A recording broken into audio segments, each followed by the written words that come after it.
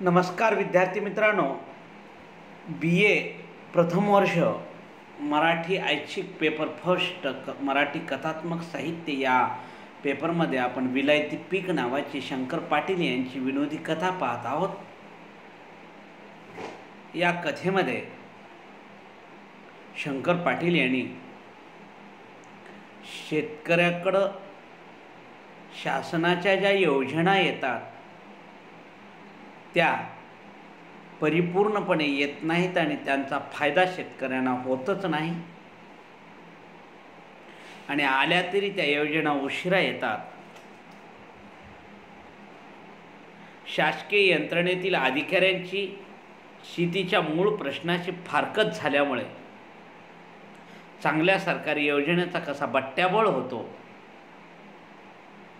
परिणामी शेतकऱ्यांची फसवणूक होते, याचे वास्तवपूर्ण आणि विनोदी चित्रण विलायती पीक या कथेमध्ये शंकर पाटील यांनी चित्रित केलेलं आहे। एक वास्तव चित्रण शेतकऱ्याच्या दृष्टिकोनातून या कथेमध्ये मांडण्याचा प्रयत्न शंकर पाटील करतात। शेतकऱ्याच्या परिस्थितीचं चिंतन ही कथा करते असं मला वाटतं। शेती, शेतकरी आणि शेतीतून पिकणारं पीक उत्पन्न, त्यातून मिळणारा फायदा आणि त्यात आजचा शेतकरी कुठं आहे याचं वास्तव चित्र या कथेतून पाहायला मिळतं। शेतकरी कसा फसल्या जातो, कसा बुडतो, कर्जात डुबतो, याचंही चित्रण या कथेमध्ये आपल्याला पाहायला मिळतं। म्हणजे खरीप रब्बीच्या पेरण्या चालू आहेत, अर्ध्या अधिक पेरण्या होऊन गेलेल्या आहेत, लोक कामामध्ये आहेत आणि सरकारची योजना आत्ता आलेली आहे आणि ती योजना सांगण्यासाठी गावोगाव हा अधिकारी फिरत आहे। तलाठी सकाळपासून या अधिकाऱ्याची वाट पाहतो, पण हा अधिकारी दुपारच्या वेळी येतो, तलाट्याला चावडीवरून उठवतो। त्यावेळेला तलावटी दचकून उठून, साहेब आत्ता आलात होय? अहो तुम्ही बस स्टँडपर्यंत मला यायला पाहिजे होतं, न्यायला एखादा छकडा आणायला पाहिजे होतं, मी येणारच होतो, पण काय करावं, आता निघणारच होतो, छकडा कुठून मिळेल साहेब? सगळी माणसं शेतकरी सगळी शेताला गेलेली आहेत, रब्बीच्या पेरणीचं काम चालू आहे, प्रत्येकजण आपापल्या कामात रममाण आहे आणि रब्बीचं पीक हे ज्या त्या टाईमलाच केलं पाहिजे तरच ते येतं। आज कुणीही माणूस आपल्याला मिळणार नाही आहे साहेब। अहो मी जी स्कीम आहे, जी योजना आहे ती शेतकऱ्यांसाठी आहे, ती शेतकऱ्यांना सांगितली पाहिजे, शेतकरी बोलवा। मग शेतकरी बोलवायचं म्हटल्यानंतर साहेब तुम्ही आजच्याला मुक्काम करा, उद्या संध्याकाळच्या वेळेला शेतकरी जमा होतील, 4-8 लोक शेतकरी जमा झाले त्यांना सांगा आणि मग सकाळी जावा। अहो तसं कसं जमेल? एका दिवसात आम्हाला 3-3 गावं करायची आहेत। सकाळी एक गाव करून आलंय, दुपारी तुमचं गाव करतोय, संध्याकाळी दुसऱ्या गावात जायचंय। मग आता तलाठी शेवटी रडत पडत करून 7-8 शेतकऱ्यांना विनंती, बाबा काका म्हणून कुठं दबाव टाकून आणतो। एवढेच का शेतकरी असं म्हटल्यावर शेवटी तो तलाठी म्हणतो, साहेब रब्बीच्या पिकाची पेरणी चालू आहे, कुठला शेतकरी रिकामा नाही, इथं तर येऊन बसूच शकत नाही, यांनाही बळबळ धरून आणले, यांची शेतामध्ये खूप कामं आहेत, पण ही मुलं आहेत समोर बसायला, तुम्ही सुरू करा आपलं। आणि एक कार्यक्रम सुरू होतो। सगळा हा अधिकारी सगळी माहिती रब्बी पिकाची सांगतो। केरबा आणि हरिबा या अधिकाऱ्याची मौज घेतात, टिंगल करतात आणि शेवटी हा हरिबा आणि केरबा म्हणतो की ही यशस्वी करायची पाहिजे, मग पेरणी टाकून इथं कशा पाय आम्हाला आणलंय? अहो तुम्हाला ह्या सगळ्या पिकाची माहिती द्यायची आहे, कसं केलं पाहिजे। जपानी भातशेतीच्या बद्दल बोलल्यानंतर तो हरिबा म्हणतो, चातक वरडून वरडून मेला तर पाऊस पडत नाही आणि इथं जपानी भातशेती करा. साहेब, देशी भात आम्हाला करायचं होत नाही आणि जपानी जर्मनी भातशेती कशाला करायला होता. परत सगळ्याचं सांगितल्यानंतर निदान भाजीपाला तरी तुम्ही करा. भाजीपाला, कोबी, सगळ्या गोष्टी करायची, ही सगळी इलायती पिकं दिसतात, ही खाणार कोण असं हरिबा म्हणतो. खायला कोण आहे, तोंड आहेत खाणारी, पर करून घालणार कोण. त्यात काय अवघड आहे. केरबा हसून म्हणाला, त्यात काय अवघड आहे, ते विचार आमच्या बायकासनी, म्हणजे सांगतील. पण हा विचार साहेबांचा कोबीचा विचार मात्र दिगंबर पंताला पटतो. साहेब सगळ्या गोष्टी सांगत असताना गव्हाच्या लागवडीशी सांगायचं सोडून देतो आणि कार्यक्रम पुरा करून निघून जातो. साहेबाच्या या प्रचाराचा इतर कुणावर परिणाम झाला असेल नसेल, पण दिगंबर पंताच्या मनावर मात्र होतो आणि त्यांनी 1 एकर कोबी लावलेली आहे. कोबी फुलले येते. साहेबाचा विचार घेतो, 2-3दा त्यांना भेटतो, कोबीचं बियाणं घेतो आणि कोबी लावतो. कोबी इतकी पिकते, आजूबाजूच्या गावातले लोक बघायला येतात. तो हा दिगंबर पंत औषधाने फवारतो. अहो, एखाद्या पिकावर फवारावं लागतं, ही पद्धत सुरुवातीला दिगंबर पंतांनीच या गावात आणली. लोक बघायला लागले. लोकांनी याचा वापर घरी बायकाच्या भांडणामध्ये केला. औषधाचा वापर बायकाच्या भांडणामध्ये केला. पंताच्या कोबीचं पीक औषध पाण्याच्या जोरावर झोकात आलं. पीक बघून पंताची तहान बुखारली. पण खूप पैसा कमावणार, नोकरी कनिष्ठ, व्यापार मध्यम आणि शेती उत्तम, हे पुराण तत्व पंतांनी प्रत्यक्षात उतरून दाखवलं असं प्रत्येकाला वाटू लागलं. शेतीला कल्पकतेची जोड दिली म्हणजे काय फायदा होतो याचं प्रत्यक्ष उदाहरणच होतं. टवाळी करायला आता लोकांना जागा नव्हती. सुधारणेचा मार्ग पंतांनी दाखवून दिला होता. त्याच्या पावलावर पाऊल टाकायला लोक तयार झाले. पुढच्या वर्षी जिकडे तिकडे आता कोबीची लागवड होणार होती. होता पीक तयार होऊन कापणीला आलं. पंतांनी 2 गाड्या भरून कोबी शहरात नेली. पैशाने भरलेला खिसा घेऊन ते परत येणार होते. दिवस मावळून कडूसं पडलं आणि पंत बाजार आपटून घरी आले. घरातली सारी मंडळी त्यांची वाटच पाहत होती. पंत घरी आल्यास त्यांची पत्नी त्यांना म्हणाली, किती आले पैसे. पंतांनी 2 गाड्या घेऊन शहरामध्ये गेली. कोबी खूप सुंदर आलेली होती आणि 2 गाड्या भरून त्यांनी बाजारात नेल्या. दिवस मावळल्यानंतर पंत घरी आले. बायको विचारते, किती पैसे आले. 1 नाही, 2 नाही. पंत न बोलताच कपाळाला आठ्या घालून बसून राहिले. तशी नाना तऱ्हेची शंका त्याच्या पत्नीला येऊ लागल्या. हे बोलत का नाहीत? यांना चोराने लुबाडलं तर नसेल का? बाजारात कुणी खिसा कापला आणि सारे पैसे लुबाडले म्हणून हे न बोलता बसून राहिले आहेत. काय झालं असावं बरं? काही कळायला मार्ग नव्हता. पंतही काही बोलत नव्हते. अखेर धीर धरून पत्नीनं पुन्हा विचारलं, काय झालं असं न बोलायला? काय बोलू? पंतांनी म्हटलेला काय बोलू?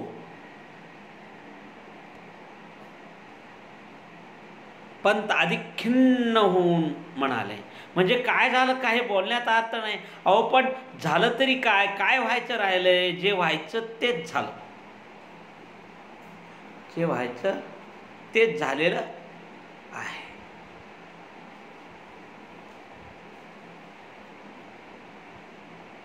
कोडं काही उकेलण्याचं झालं. ती न बोलता मनाशी विचार करीत राहिली. विचार करता करता एक गोष्ट तिला आठवली आणि ती हसून म्हणाली, आणायला सांगितलेली कापडं आणली नाहीत म्हणून असं मुक्यानं बसलात होय? पण हातवारे करून एकदम म्हणाले, कापडं गेली खड्ड्यात, कापडं आणतोय. काय नागवा बसलाय का काय? घरात, तेव्हा अलबत कपडे आणावेत. एकंदरीत प्रकरण काहीतरी भयंकर आहे, पण काय होतं हेच कळत नव्हतं. पंत रागानं लाल झाले होते. काहीतरी त्याच्या मनाविरुद्ध गोष्ट घडली होती.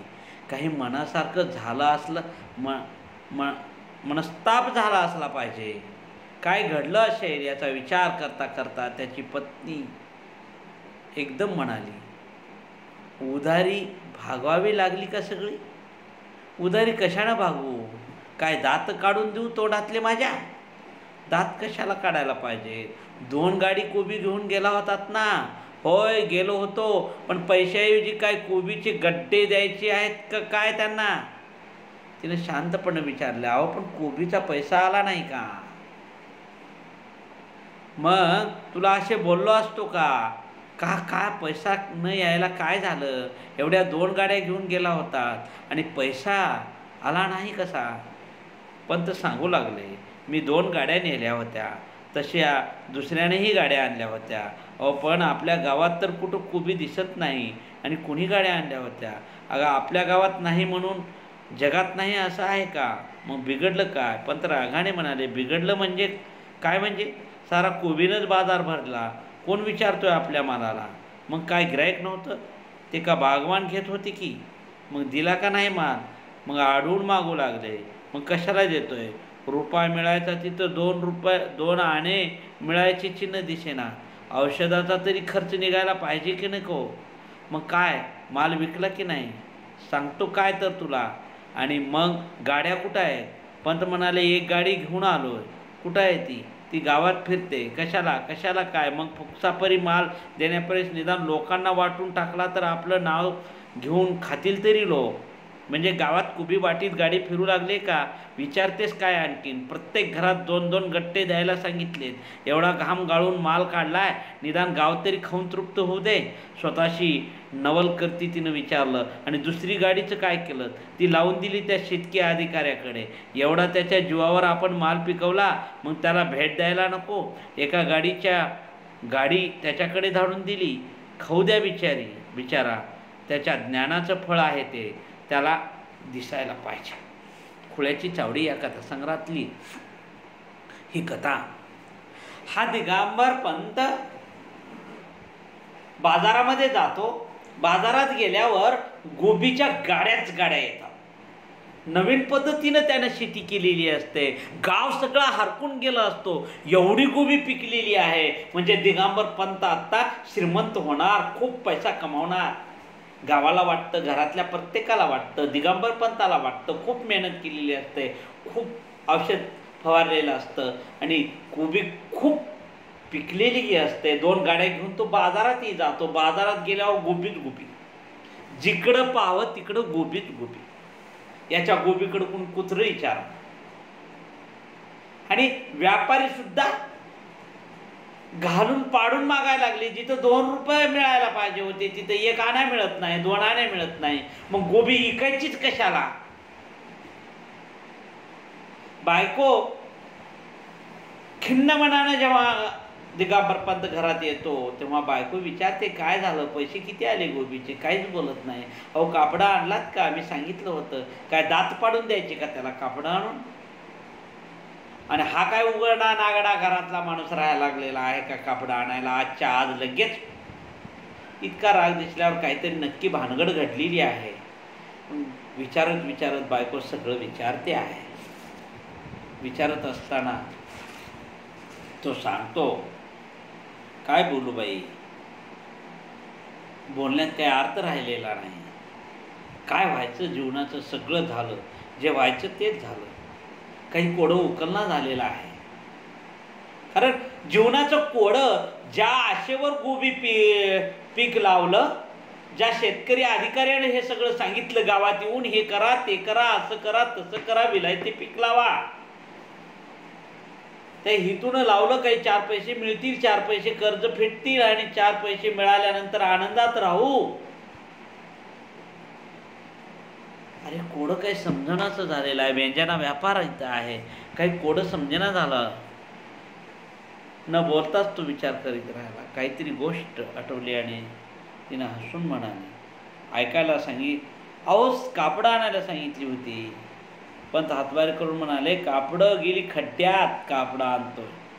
काय नागव्या बसलाय का घरात तेव्हा अलबत कपडे आणायला? ह्या सगळ्या गोष्टी म्हणजे पंत रागाने लाल झालेली आहेत, कारण त्याची गोबीच विकलेली नाही आहे. ते विचार करायला लागलेले आहेत, काय करावं. आपण एवढं सगळं केलं, वर्ष गेला, मेहनत केली, महिने 2 महिने याच्या गोबी पिकामध्ये गेली, उधारी भागवावी लागली का सगळी? अरे तुम्ही गोबी विकून उधारी भागवली का? उधारी कशानं भागवू बाई? काही दात पाडून द्यायचे का त्याला? अहो दात कशाला काढायला पाहिजे? 2 गाडी गोबी घेऊन गेला होतात की तुम्ही? होय गेलो होतो. पैशाऐवजी काय कोबीचे गट्टे द्यायचे होते त्याला, दुकानदाराला. तिने शांतपणे, अहो कोबीचा पैसा आला असेल ना, मग असं बोललो असतो का मी रागानं? कोबीचे एवढे मोठे बाजारात सगळी कोबीच आली होती. अहो आपल्या गावात तर आपण एकट्यानेच हे केली होती की कोबी लावली होती की? अगं आपल्या गावात आपण एकट्यानं लावली म्हणून काय झालं? प्रत्येक गावामध्ये किती जणांना तरी कोबी लावली होती. नुसतं कोबीचाच बाजार भरला होता. आपल्या कोबीला कोणी कुत्रं विचारत नव्हतं, माल टाकून मागत होते. मग 2 आणे घेण्यापेक्षा गावामध्ये सरळ गाड्या आणल्या, एक गावामध्ये वाटायला लागलेली आहे, सांगून टाकलं प्रत्येक घरात 2 कोबी द्या, 2 गट्टे द्या कोबीचे. लोक खाऊन तरी तृप्त होतील. ते विकून 2 आणे विकण्यापेक्षा. आणि एक गाडी मात्र ज्या अधिकाऱ्याने हा सगळा निर्णय सांगितलेला आहे त्याच्या घरी पाठवून दिली भेट म्हणून. कारण हा अधिकारी सांगत होता, कोबीची लागवड करा, खूप पैसा मिळेल, आधुनिक शेती करा, असं करा तसं करा. काय आधुनिक शेती करावं?